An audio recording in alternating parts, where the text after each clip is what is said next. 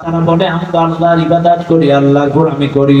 আজকের এই মাহফিলের জনগণ, আপনাদের ছোট্ট একটা কথা ধরা যায়, মনে রাখবেন, নামাজ পড়ি আমরা মসজিদে। কোন জায়গায়? মসজিদে নামাজ পড়ি না? গোলামি করলাম কার? কার গোলামি করলাম? এবার আসেন, রাজনীতিতেও গোলামি করা লাগবে কার? রাজনীতিতে গোলামি করা লাগবে কার? করেন আপনারা? এখন আপনারা বলবেন, হুজুর রাজনীতিতে গোলামিটা কি, একটু বোঝায় এখন। এবার আসেন, আপনাদেরকে একটু বোঝাই, রাজনীতিতেও গোলামি করা লাগবে আল্লাহর। ইসলামী রাজনীতি আপনাকে আমাকে করা লাগবে, ইসলামী আন্দোলন আপনাকে আমাকে করা লাগবে। এই মাহফিলের জনগণ, আপনাদেরকে একটু জবাব দিয়ে যায়, এই মাহফিলে এই দেশের মধ্যে অনেক মানুষ আছে, ইসলামী আন্দোলন নাম শুনলে ওদের একটা গায়ে ঝটকা দিয়ে ওঠে। ইসলামী আন্দোলন, ইসলামী আন্দোলন। আচ্ছা ভাই, ইসলামী আন্দোলন আমি কেন করি? শুনে নেন এই মাহফিলের জনগণ, আপনাদেরকে বোঝাচ্ছি ইসলামী আন্দোলন আমরা কেন করি আর কেন দরকার। শুনে নেন, এক নাম্বার, ইসলামী আন্দোলন আমরা করি, এক নাম্বার কারণ হলো আমার ব্যক্তি জীবনের কারণে। আমার ব্যক্তি জীবন ইসলামী আন্দোলনের কারণে সুন্দর হয়। কারণ ইসলামী আন্দোলন যারা করে, একটা রুলস রেজুলেশন আছে। তুমি কতটা কোরআন শরীফ পড়েছো, রিপোর্টে লেখা লাগে। তুমি কয়টা হাদিস পড়েছো, রিপোর্টে লেখা লাগে। তুমি কতগুলো মানুষকে দাওয়াত দিয়েছো, রিপোর্টে লেখা লাগে। তুমি 5 ওয়াক্ত নামাজ পড়ছো কিনা, তোমার রিপোর্টে লেখা লাগে। তোমার একটা বাইন্ডিং এর মধ্যে একটা রুলস রেজুলেশন। তুমি যখন 1 মাস, 2 মাস, 3 মাস, 5 মাস এই রুলস অনুযায়ী চলবা, এই রিপোর্ট অনুযায়ী চলবা, আপনি বলেন তো এই লোকটা কি আর কখনো খারাপ কাজ করতে পারে? সুবহানাল্লাহ বলবেন না? চাইলে ইসলামী আন্দোলন 1 নাম্বার করার কারণ, এটা আমার ব্যক্তি জীবনের জন্য করি। আমার ব্যক্তি জীবন সুন্দর হবে, আমার ব্যক্তি জীবনটা আল্লাহর আনুগত্য হবে, আল্লাহর গোলামি হবে, এই জন্য আমরা ইসলামী আন্দোলন করি। 2 নাম্বার, পারিবারিক জীবনের জন্য ইসলামী আন্দোলন করি। 3 নাম্বার, রাষ্ট্রীয় জীবনের জন্য ইসলামী আন্দোলন করি। এখন আপনারা বলবেন, হুজুর ব্যক্তি জীবনে ইসলাম মানলেই হয়ে যায়, রাষ্ট্রীয় জীবনে ইসলামের কি দরকার? রাষ্ট্রীয় জীবনে ইসলামী জীবন ব্যবস্থা কি দরকার?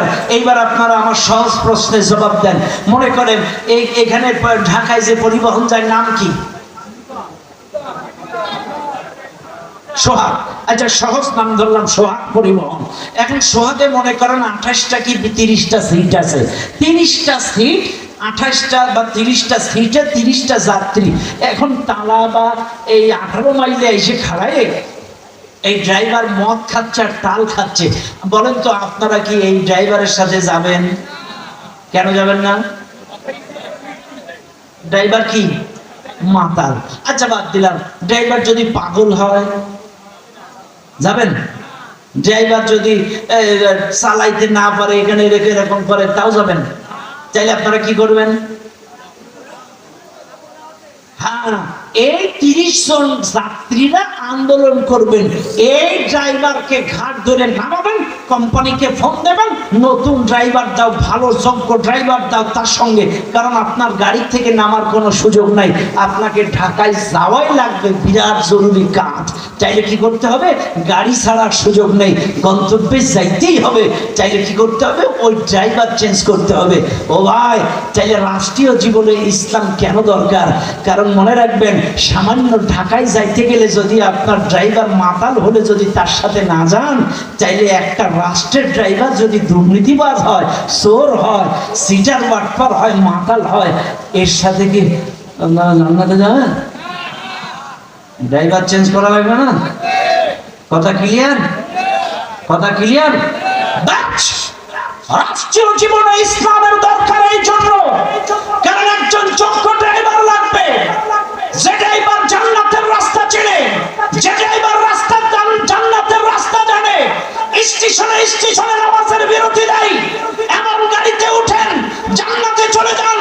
সহজ সরল ভাষায় বলি, আপনি যাবেন ঢাকায়, কিন্তু বাসে উঠছেন খুলনার। কোন জায়গার বাসে উঠছেন? কোন জায়গায় যাবেন? যাবেন কোন জায়গায়? কোন জায়গার বাসে উঠছেন? মনে করেন আপনি সাতক্ষীরার বাসে উঠছেন, যাবেন ঢাকায়। এখন সাতক্ষীরার বাসে উঠে দোয়া করছেন, আল্লাহ ইন্নাল্লাহা মাআস সাবিরিন, তুমি তো ধৈর্যশীলের সঙ্গে আছো।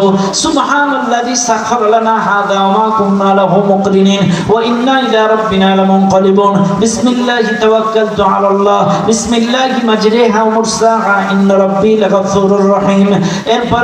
এরপরে যত দোয়া ছিল সব দোয়া পড়ে ফেলছেন। আল্লাহ আমি যাব ঢাকায়, উঠেছি সাতক্ষীরার বাসে, সহি সালামতে আমারে ঢাকায় পৌঁছায় দাও।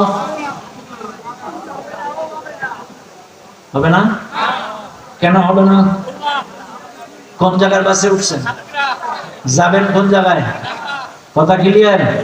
চাইলে আপনার বিবেক যদি বলে না এই বাসটা সাতক্ষীরার বাস, এই জায়গায় উঠে দোয়া করলে কাম হবে না, ওই বাস থেকে নামতে হবে, যেই বাস ঢাকায় যায় ওই বাসে উঠতে হবে, এরপরে দোয়া করতে হবে, আপনি গন্তব্যে চলে যাবেন।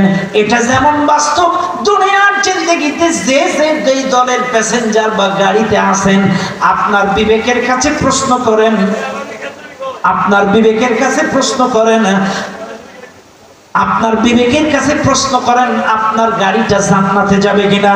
আপনার বিবেক যদি বলে না এই গাড়ি জান্নাতে যাবে না, এখনো সময় আছে, নামেন।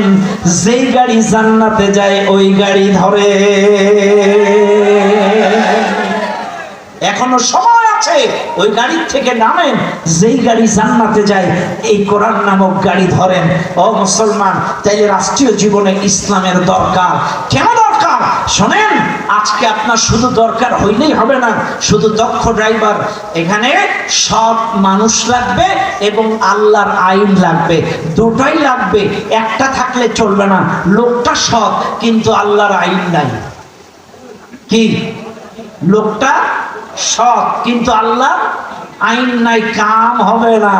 শোনেন না, আপনাদেরকে একটু গোড়ায় নিয়ে যাই, একটু বুঝবেন। তাইলে আমার রাসূল যখন মক্কার মানুষদের কাছে দাওয়াত দেয়, দাওয়াত দিলে মক্কার কাফেররা রাসূলকে বলেছিল, মুহাম্মদকে যখন দাওয়াত দিল মেরে ধরে বের করে দিল, পরে মুহাম্মদকে রাতের অন্ধকারে এনে একটা আন্ডারস্ট্যান্ডিং করা, একটু বিভিন্ন লোক টোপ দেখায় দলে আনার চেষ্টা করেছিল।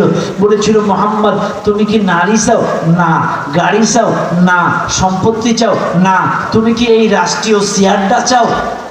আবু জেহেল অফার দিছিল মুহাম্মদকে, তুমি কি এই চেয়ারটা চাও? প্রেসিডেন্টের চেয়ার, দারুন নাদুয়ার যে চেয়ার, আবু জেহেলের যে সংসদ, এই দারুন নাদুয়ার যে প্রেসিডেন্টের চেয়ারটাও মুহাম্মদকে দিতে চাইছিল, কিন্তু মুহাম্মদ বলেছিল, না, আমি এই চেয়ার নেব না।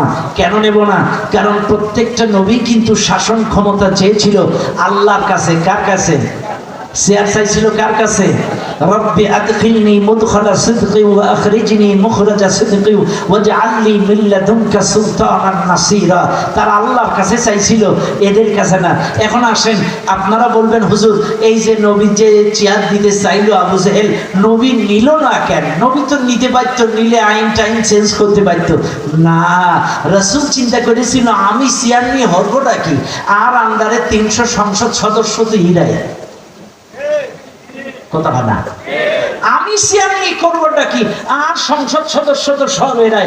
আমি বলবো আস-সারিকু আস-সারিকাতু, চোর চুরি করলে চোরের হাত কেটে দাও। এইবার স্পিকার বলবে, এই আইনের পক্ষে কারা আছেন হ্যাঁ বলুন। এই সংসদ সদস্য সব তো ওই দলে, হ্যাঁ বলুন, হ্যাঁ বলুন। এইবার বল, স্পিকার বলবে, এই আইনের বিপক্ষে কারা আছেন না বলুন, না, না বলুন, না, না বলুন, না। এইবার স্পিকার বলবে, হে হে, না জয়যুক্ত, না জয়যুক্ত, না জয়যুক্ত। কাজী মুহাম্মদের কোরআনের হাত কাটার আইন বাজেয়াপ্তে ঘোষণা করা হলো। কারণ আইসি আড্ডা নিয়ে করবোটা কি, কাজী সৎ লোক হয়ে কাম হবে না, আইন লাগবে। কথা ক্লিয়ার? তাইলে শুধু সৎ লোক এই জায়গায় বসলে কাম হবে না, আল্লাহর আইনও লাগবে। ও ভাই, এইবার আসেন না, আমার রাসূল মক্কার জিন্দেগিতে 40 থেকে 53 পর্যন্ত 13টা বছর, 40 থেকে 53 পর্যন্ত 13টা বছর 88টা সূরা নাজিল হয়েছে মক্কায়। আবারও বলছি, 88টা সূরা নাজিল হয়েছে মক্কায়।